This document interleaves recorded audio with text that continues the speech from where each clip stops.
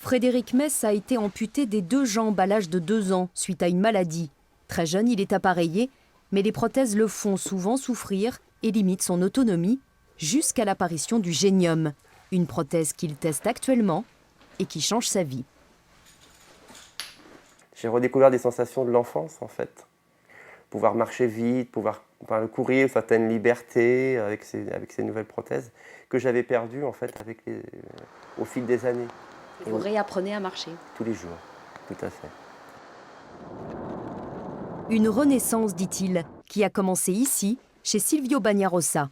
Ce prothésiste nantais a été le premier en Europe à accepter de poser une double prothèse Génium, des genoux électroniques high-tech comme jamais auparavant.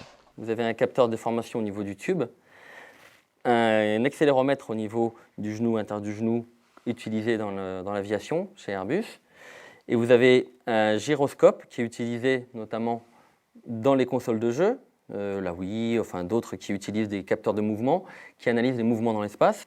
On détend surtout la charnière lombaire ici. De l'électronique embarquée dans une prothèse qui devient alors intelligente. Nous allons pouvoir accélérer. Allez, on y va. Voilà. Et là, on augmente la longueur de foulée uniquement. Une prothèse qui semble venue du futur et permet des déplacements inédits pour des patients amputés.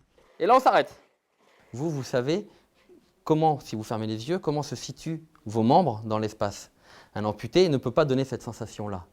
Alors qu'à présent, avec le Génium, le genou, tout seul, sait où est-ce qu'il se situe et ce qu'il doit procurer au patient. Donc la grosse évolution, c'est l'adaptabilité. C'est le fait que le genou, il comprenne exactement ce dont a besoin le patient. Cette merveille technologique a un prix, environ 60 000 €, que la CPAM ne finance pour l'instant que partiellement. Frédéric Mess se bat pour une prise en charge totale, car la prothèse Génium lui laisse espérer un nouvel avenir.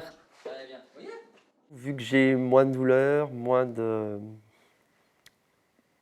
l'esprit plus libre, donc du coup, il y a des choses que j'avais un peu pensées impossibles ou inaccessibles qui s'ouvrent à moi. Vivre, voilà, fonder une famille, parce que c'est ça aussi la finalité. Une fois qu'on a dépassé le handicap, on se sent comme tout le monde, donc on peut vivre comme tout le monde.